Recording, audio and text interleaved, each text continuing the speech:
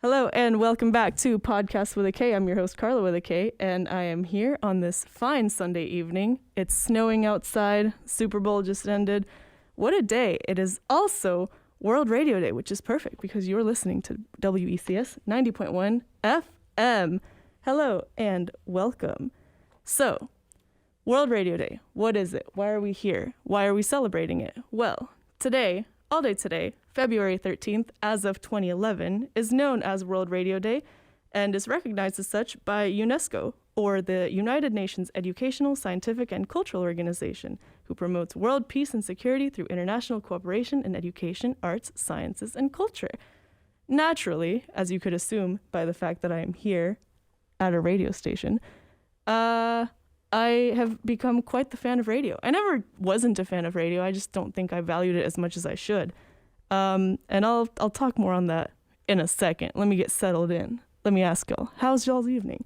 If you'd like to participate in the conversation, you can tweet me at podKast by K, stylized as PODKASTXK on Twitter, or tune into the behind the scenes live stream on Twitch at twitch.tv/KarlyGirl, and that's KarlyGirl, KarlyGiirl. Anyway, back to the topic. So, yes, since 2011, we've been observing World Radio Day, which is pretty important. And I've recently been in a mindset where I'm pretty sure that there is a push of sorts towards promoting radio in general. But I think one of the main reasons is because radio is such a wonderful way of getting information out where it needs to be. According to the UNESCO website, radio is the most common form of broadcasting, and this surpasses, television and everything else, which I thought was pretty cool. It makes sense because it is the most accessible. Of course, we all think of the internet as being the quickest way of getting information here and there, but it actually is only really used by about half of the world's population that consumes media. And it's been quite an interesting time for radio. And I think that because of the, to use a phrase that everyone hates now, to consider these unprecedented times that we live in is quite daunting. But if you think about it, it has inspired a lot of art, be that like paintings or in movies or in TV shows or in podcasts, whatever. We've been on a bit of a apocalyptic society kick for a while now, probably since around these times, because I'm thinking Hunger Games has been around for quite a while. Harry Potter talked about this also quite a while ago. Of course, The Walking Dead, massive, insane, Divergent.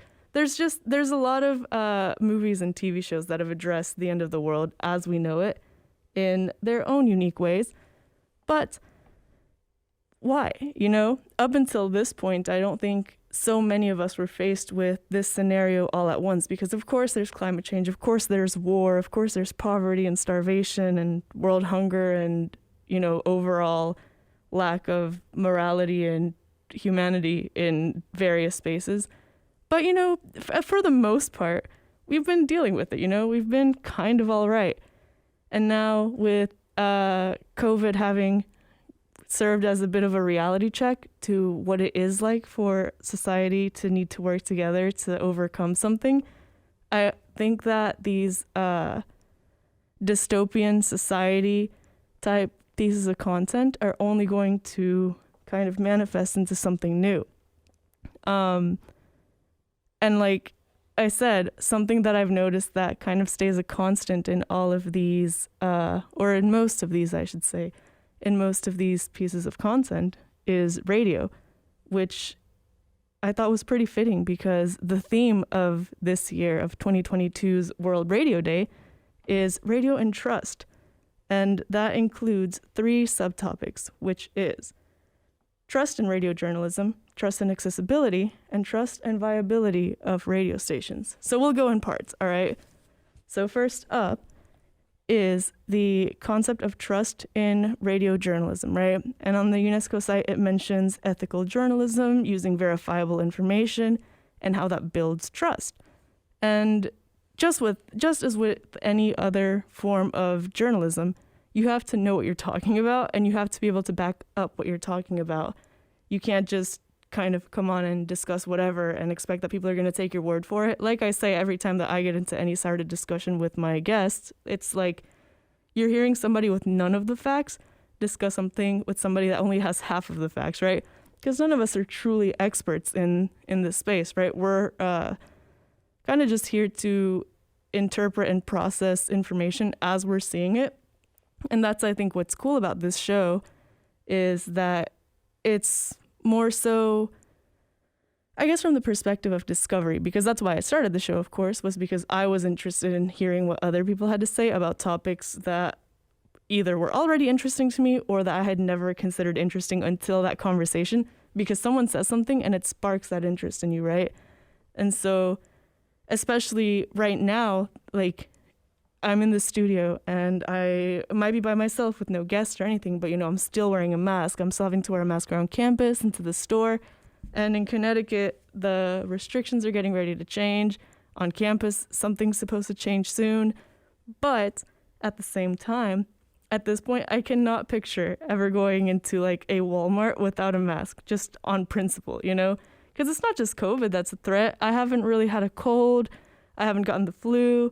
I haven't gotten strep. I haven't gotten any sort of like real like heavy sickness since all of this started.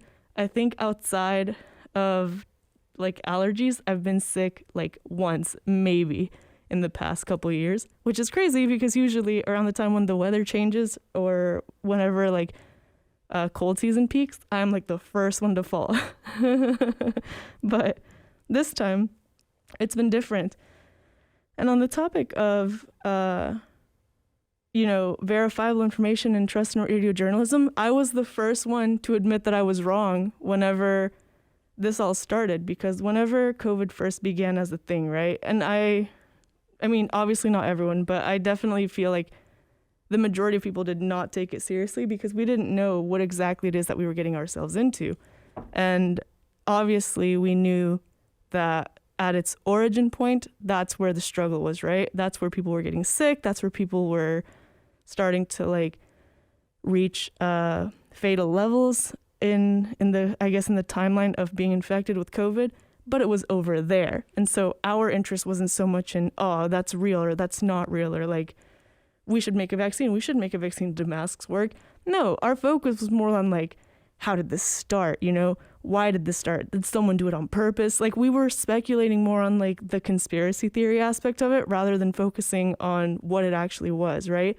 In that situation, the why and the how wasn't as important to us as treatment and progression. Or rather, I should say, we were too preoccupied thinking that that was the important part to really consider what to do once it got over here, because it was exponential, right? While I was sitting here with different guests every week, I think for 3 or 4 weeks, just kind of being like, yo, you seen what's going on over there? That's kind of wild, right? It was obviously getting worse. And when it finally hit here, I think the first publication I saw that kind of shook me a little bit was an outbreak near Boston, right? And Boston is only like a few hours away from where I'm at. And I don't know, something about having that happen so close was like, well, have I been to Boston recently? Have I been in contact with anyone that's been to Boston recently? Nah, it can't be that bad, right? And then as soon as somebody on campus had it, that's when it really hit. And I obviously have had time to, I guess, reflect and adjust my opinion and my focus on things like this since. And I didn't realize what my mindset had really been until there was a film festival in which one of my short films from class was highlighted. And I believe this film was also featured in the Create conference. And it was about how we had fared and dealt with the impact of COVID, essentially shutting everything down in March of a couple years ago. And in this film, I highlighted the fact that I kind of contrasted how I was living life at home and how I was doing school at home and how I was socializing and working, etc., versus how I would be doing it on campus, right? I compared Snapchat videos and stories that I had from being on campus and then from what I was doing at home. And it all kind of traced back to just one email saying a COVID case has been reported on campus. We cannot tell you who it was, other than it was like a professor. And everyone's mind immediately went to like, well, who was it though? Like, that's not so much about like security for them or privacy. It's about like our health and safety and our well-being. And everyone started trying to play detective, right? Like, okay, so it was a teacher in this building. It was a teacher in this classroom. Who's in this class? Who's in this major? And eventually, talking to people here and there, we were able to not exactly figure out who it was, but who had been in contact with them, right? We kind of were able to trace this little network. And to us at this point, like, obviously it was like, well, it's here. And it was more so, I guess, the scariness of the name recognition of, oh, that's COVID. That's that one virus, right? And it was more so that impact rather than still like, oh, if I get it, I'm going to die, right? And this was still when people were talking about like, oh, they're going to charge for COVID tests, they're going to charge for treatment, it's untreatable, it's untestable, it's undetectable, all of this, right? And so after I saw this short film, I went back and I listened to my podcast episodes, and it is night and day how opinions shifted from one week to the next, and not just my own, the guests that I had on each week. And I remember the last conversation I had with people outside of the ones that I lived with and the ones in my pod, because that's who you were supposed to stick to as you moved out, was with the guests that I had the week that we were all, kind of finding out about COVID happening overseas. And in that conversation with them, of course, we referenced, we have changed so much from the time when we first found this out. Like now, we did not care whether or not it was made in a lab or whether or not it was by accident or whether or not it was just kind of something that manifested out of a miniature Big Bang. We did not care the cause of it. At this point, we were like, this is the end. This is how we all die. It was very reactionary. And I feel like it's that type of content that I also admire from others, because I saw the same in podcasts that I listen to and in news broadcasts and in articles from websites that I follow, was of people not necessarily backtracking or trying to modify their past words, but more so people who are like, well, since then I've learned this, and that, and so here's what I think now. And I think it is that kind of energy of learning something and changing and growing kind of as you find things out that makes radio such an important medium, but it's also something that makes it feel more trustworthy, right? Because you don't have like all the glitz and glamour of a full production, right? You have kind of more of an air of realness, right? Of someone being genuine. And it's not just like you're reading a blog post, right? Because you can read that like with the voice in your head. Something about listening to radio gives it personality, right? You get to kind of connect with someone, especially because whenever you're hearing it, I don't know anyone that just sits there in an empty room with a radio and that's all they're doing. It's usually in the background, whether you're driving to work or doing the dishes or completing an assignment. And so it feels kind of like whenever you have that sort of camaraderie or that company with somebody else, when you're kind of just coexisting in the same space. Well, yeah, in the same space, I guess, and not necessarily doing anything together, but just kind of letting each other's thoughts exist, right? So at the very least, that's where I build my trust with radio journalism. And of course, there's shows that I don't particularly like. There's opinions that I don't agree with. But it does always give it an interesting dynamic because, again, from my mindset, it's kind of like a one-sided conversation in which you're listening to someone kind of just speak their mind, right? You don't have to agree with it. You don't have to be fully on board with it.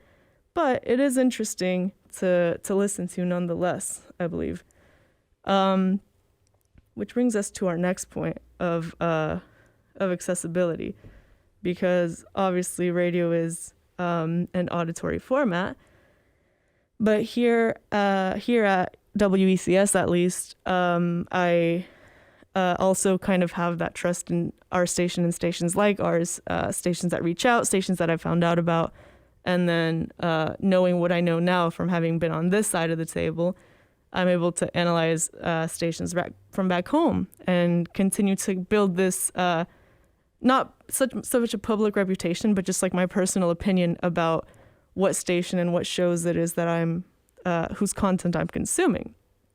Because, for example, we have, of course, our normal transmission, which is on 90.1 on your radio dial, but we also have our website, and in our website we link to everyone's shows and all of the DJs, and then there people can link to their own like social media, to their own pages, and as well as now having the additional feature of a video feed. Not everyone likes it, not everyone thinks it's necessary for radio, but it is cool to have. And then you have people like who do something similar to what I do, in which they have like their behind the scenes setup, or like they'll download something and upload it to whatever podcast hosting site it is that they use, and they'll link to all of this information that it is that they discuss and their songs, or they'll post it to YouTube and have the automatic captions, so that way even if someone who were to be deaf would stumble upon it, they'd still be able to read along to the captions. And I've always thought that was really cool, which is a part of the reason that I decided that I was going to start doing that as well, was because I saw that someone else was doing that. And again, as I mentioned, only half of the world uses the internet anyway, so it's really cool to still have this transmission. And I know especially that we have a lot of community members that actually really only listen to the station on an actual radio. So it's like when you are in those moments when you don't have internet or you don't want to stream content, you have radio. And I always thought it was really interesting as well, because I don't think it's any secret that I'm not a fan of advertisements, right? Most advertisements are not well made. It makes me not want to buy a product or hire a service out of spite. But one of the big annoyances of a lot of people pick with radio is that there are ads, that there is content that isn't content, right? But at the same time, radio is free, you know? There's so many streaming services out there, sure, but you don't necessarily have consistent access to it. And I'll touch more a little bit on this when we get into our apocalyptic twist that I'm putting on this, because as I mentioned last week, because this is the end of the podcast as we know it, hint hint, I might continue it later, might not, I don't know. It is the end though as we know it. This is my last semester at Eastern, and therefore the last season, quote unquote, of the podcast as it exists. I kind of want to talk a lot about the end of things, right? And right now I'm still very much on this apocalypse kick, kind of because COVID, kind of because we kept getting snowed in, and kind of because that's the content that's being put out. Those are the movies that are coming out. Those are the shows. Those are the podcasts, you know?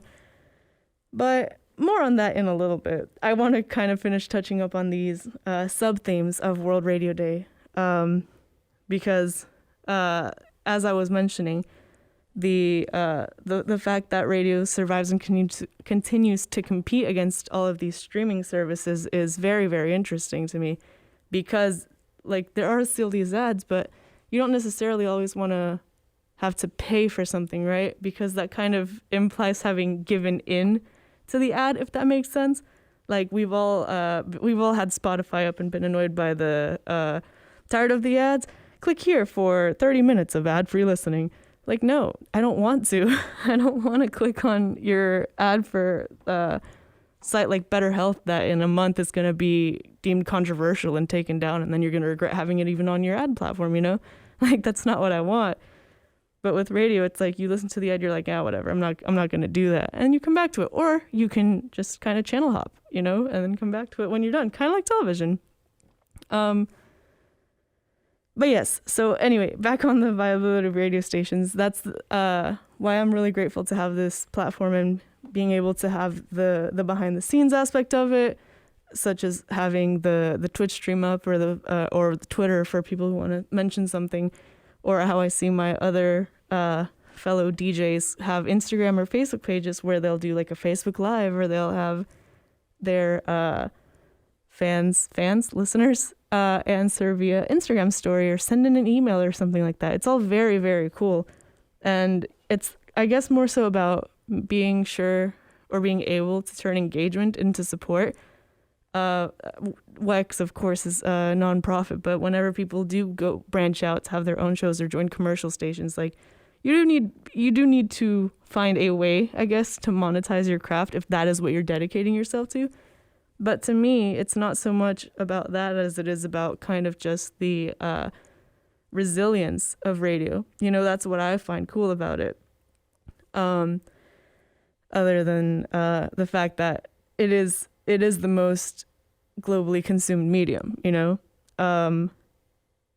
But that kind of does lead me to what I wanted to talk about, since we're talking about the end of things, as it is 11:30-ish at night. So I know that if you've been listening to WEX, I don't know if you've heard of, managed to tune into a show discussing World Radio Day until now. But as we do reach the end of World Radio Day 2022, I did want to kind of bring it back to the end of the world as we know it. And the segues continue. Anyway, I will not apologize for art. But because this is the kick that I've been on, like I said, this is the content that I've been seeing. We talked about Don't Look Up last week and about how we were considering whether or not the end of the world was either caused by humans or not, and whether or not it was delayable, if not preventable, rather than inevitable. But today I want to talk more about, should it be inevitable? Should we live through the end of times? Would radio survive? And I think so, because I saw Jair earlier in chat said that he just finished watching a zombie show called Black Summer. And what did they use for communication? You guessed it, it's radios. And that's a common trend that I've noticed. If all communications go out, and we've, of course, had a lot of real world scenarios that have kind of proven this to be true time and time again, is radio still works. If the power goes out, if the internet goes down, you can still listen to the radio, which is super, super cool. All you really need is a transmitter and a couple of batteries, or I guess a power generator if you're broadcasting to a large enough area. But radio is consistently used as a form of communication and providing information. Because I don't know how many people would still be aware of it. I was personally unaware of it until my mother showed me. But a lot of smartphones have an FM tuner, essentially, right? Newer ones, I guess, without the headphone jack, wouldn't have access to it because it does use wired headphones as an antenna. But if you have a non-Apple smartphone, chances are that you have this tuner. You just need a radio app. I think Next Radio is one of them. Basically something that can pick up that frequency. And again, power goes out or the internet goes down, you have access to the radio because this chip comes in, and it's not promoted as much as you think it would be because of course, streaming services have kind of taken over for music and news content. But, it's still there and it's still present. And I would dare say that it's not promoted because they know it doesn't make anyone really any money. You listen to the radio and that's it. You're listening to the radio and you're just consuming content for free instead of having to pay Spotify or Pandora or Apple Music or whatever it is, or Tidal, Amazon. Any of these big companies that just make money off of news and podcasts and other such streaming. But for example, like I have my show here live on air, and that's something that I like. I like that live aspect to it. I like the live quality to it. To me, this is interesting and it's real and it's genuine, which, brings us back to one of our sub themes, which is the trust in radio journalism. This reliability, I think, that we've built through having a live medium. And of course, things being live are always, for some reason, enticing. And I think it is that like sense of connection that you have to being a part of something. But this was I guess a quick little tangent. But yes, if you have a phone, you could probably listen to the radio. Anyway, other shows that I've seen, so for example, such as the one that Jair mentioned, I think is insane how like often it comes up. Blackout, I've mentioned, is one of my favorite podcasts.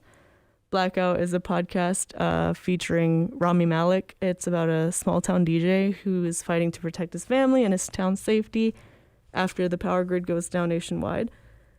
And the way that he manages to transmit is, again, through the radio, because he has access to this transmitter and they have a backup generator.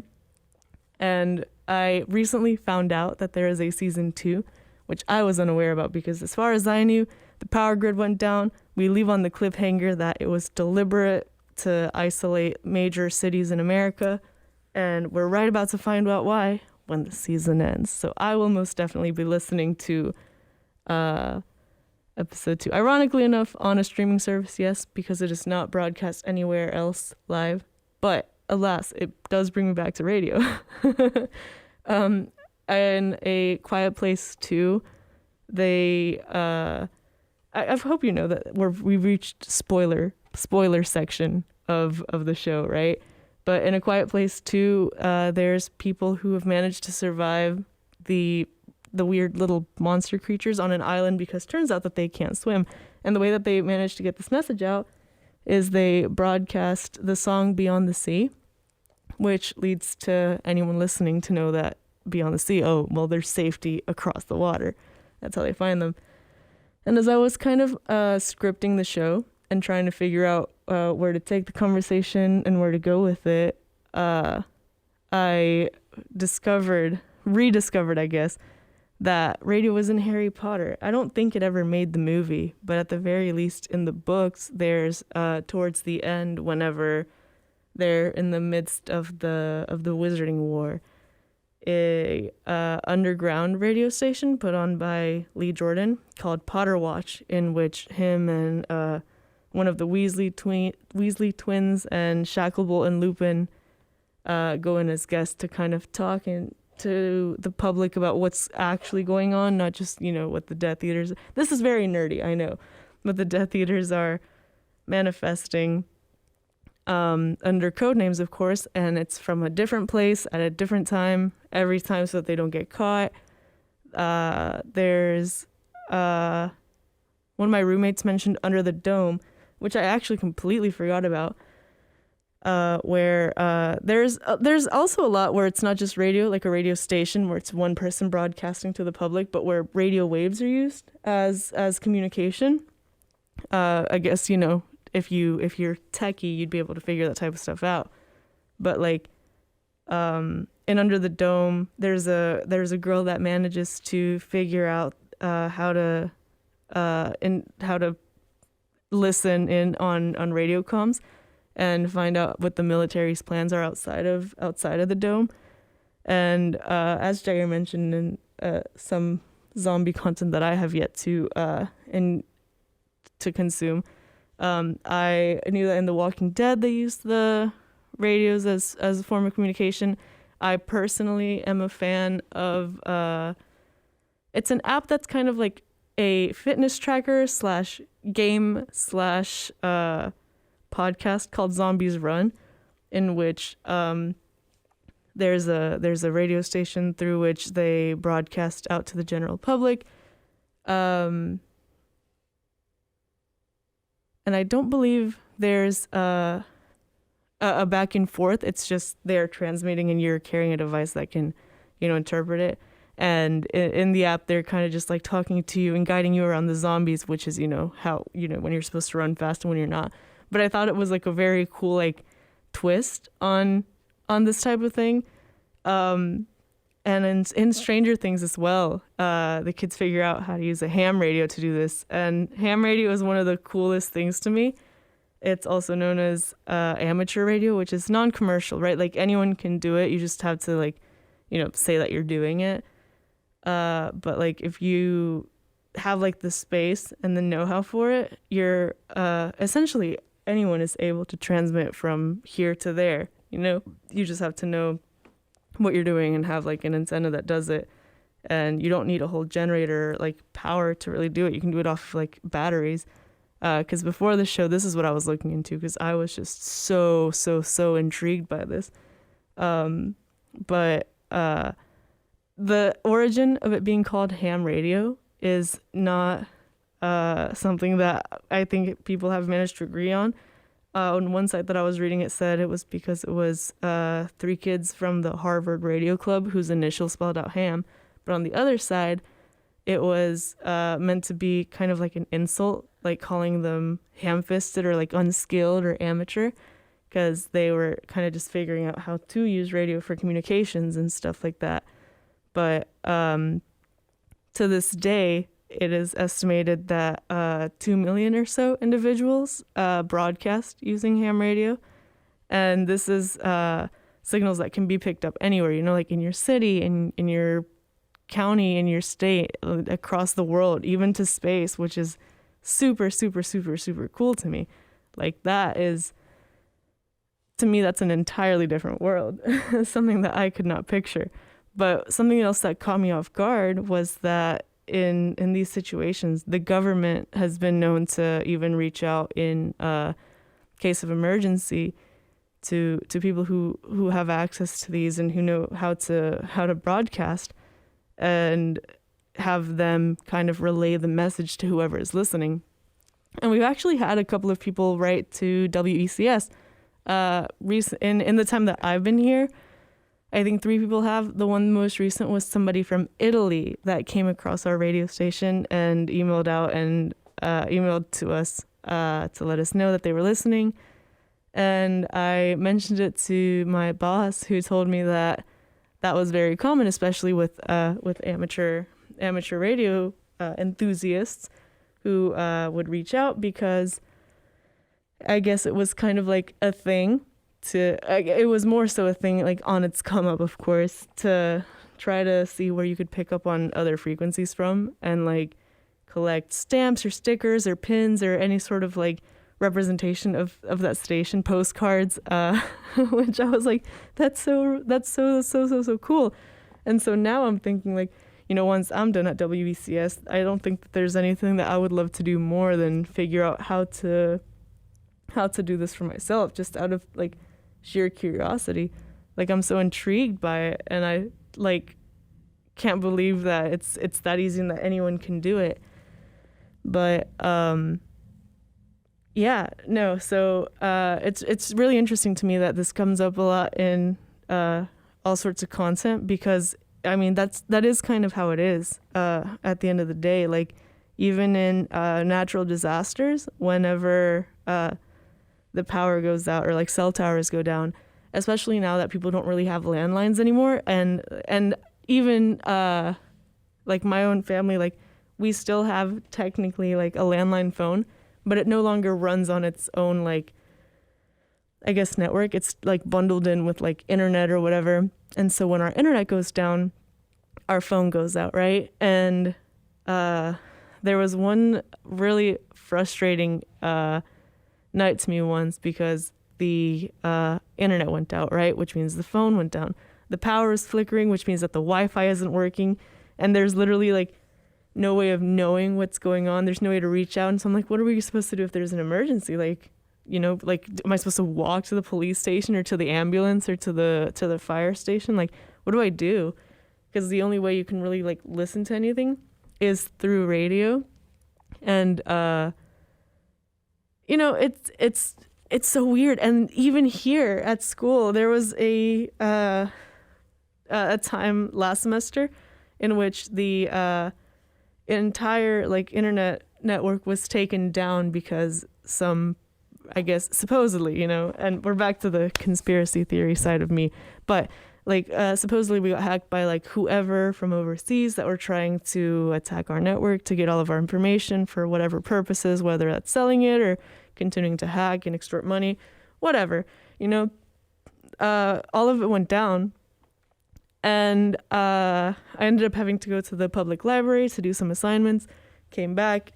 It's night. Still isn't back. And I'm sitting here like, the world could end and I'd have no idea because I don't have internet. I can't check. And like, of course, like we all have data plans on our phones, but this was like towards the end of my plan resetting. So my stuff was loading super slow. It would take like 10 minutes or so to load like a Google search, let alone an entire web page. And because web pages are just laden with ads, like I couldn't actually access what I was trying to, and I couldn't like send a message. And then whenever reception got spotty or something, if I was moving around the building, couldn't do anything. So for like those 3 days, I had my wired headphones plugged in because on my phone I still have a headphone jack, and I like refused to switch to something that doesn't have it because of this, because of having lived that experience on like such a minuscule level, right? This is just like my internet went down and I'm panicking about it. But like think about it like in terms of like a natural disaster, right? Like what if there's flooding? What if there's fires? What if there's, and this actually was one of the articles I read about the wildfires in California a few years ago. Like all of the power went down and cell towers and everything. And so like the best way that people could like transmit information that they needed to, like of whether there was like search and rescue teams in the area or something, was through radio. And like that's the way that they were able to tell people, because the only time when radio really could ever go down was to be if like a transmitter was damaged. And in my entire time here at Eastern, I think that only once has our transmitter stopped functioning, and it was some like fluke accident, I think, because of weather, whatever that weather may have been.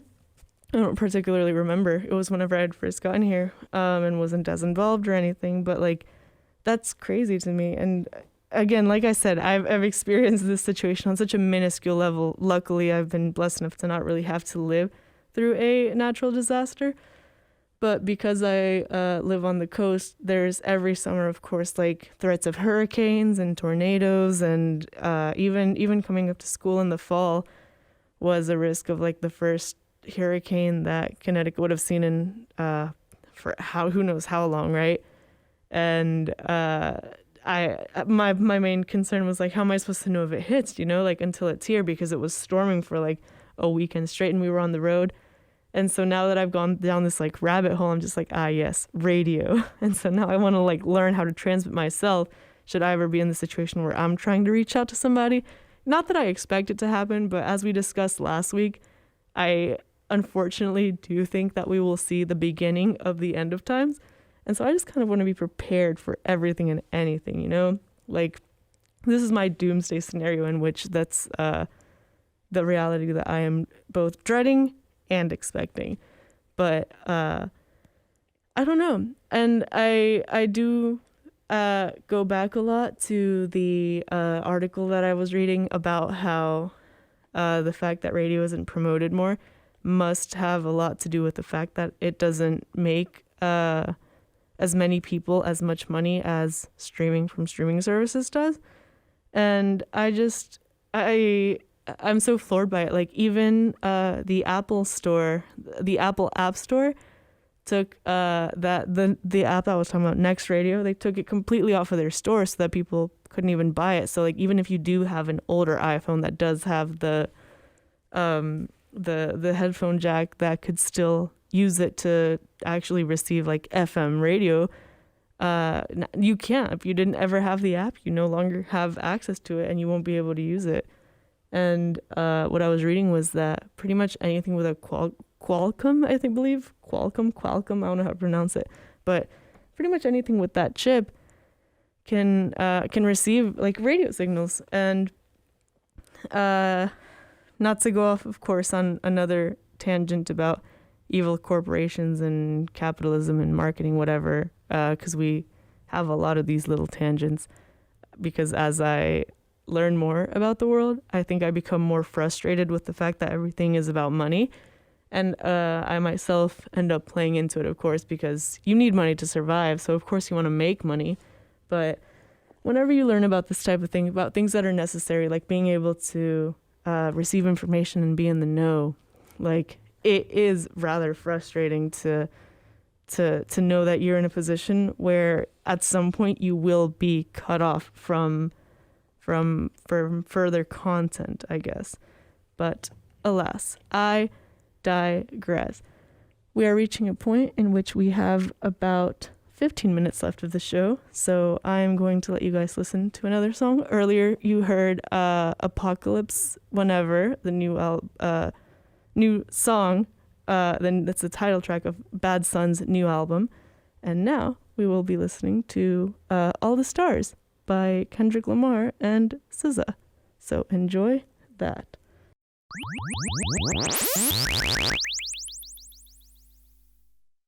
And speaking of Kendrick Lamar, did anyone watch the Super Bowl? Because what a game. I personally was mainly in it for the halftime show because what a lineup. Just as I was telling my roommates that I was going to send a tweet out about how the middle school version of myself was absolutely thriving, I refreshed the page and I saw a tweet from, I think it was Chris Melberger, saying that the halftime show was essentially his middle school iPod and he wasn't even mad about it. And I was like, yes, exactly. This was the nostalgia and just the vibes that we needed, because of course all 5 artists came with all of their energy and it was phenomenal, of course. Dre opens up by showing that he's going to be mixing live, which, mind-blowing already. And then we have the iconic D-O-double-G line from Snoop Dogg, Mary J. Blige being Mary J. Blige, 50 Cent coming in like a bat, Kendrick's entire set. I saw a lot about how most of them were kind of just at the top, just like dancing, rapping, and Kendrick had this whole show.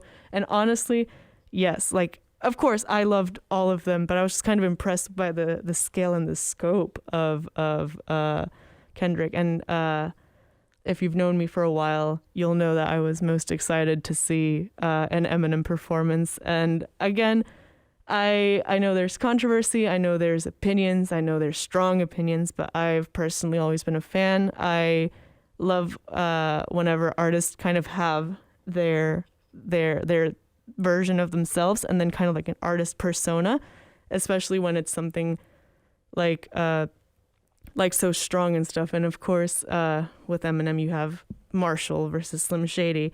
And I mean, it's not a him thing. We also had the same thing whenever Beyonce was doing her Sasha Fierce thing.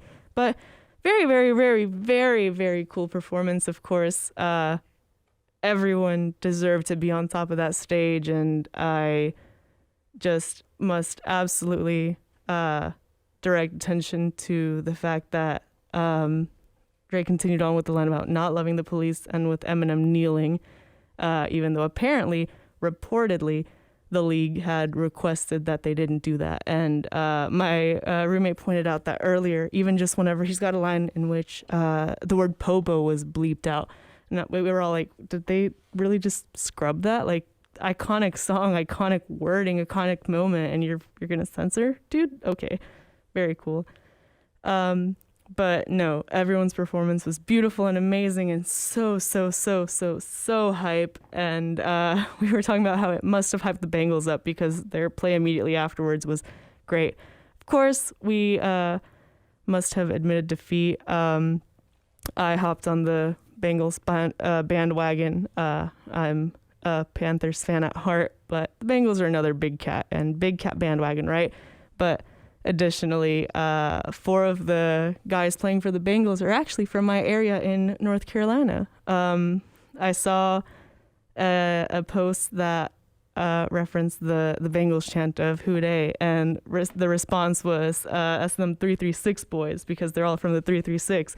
And their newest addition, who I think was on reserves tonight, I don't think he actually was playing on the field, but Akeem Davis went to school with me, which I was mind blown, just because I'm from a pretty small city in North Carolina by the name of Thomasville, and it's really cool to see a lot of people I knew from Thomasville kind of coming into their own and thriving in different fields, of course. I know business owners, I know public personalities, I know like designers, models, producers. I know a kid that's in Marvel Live.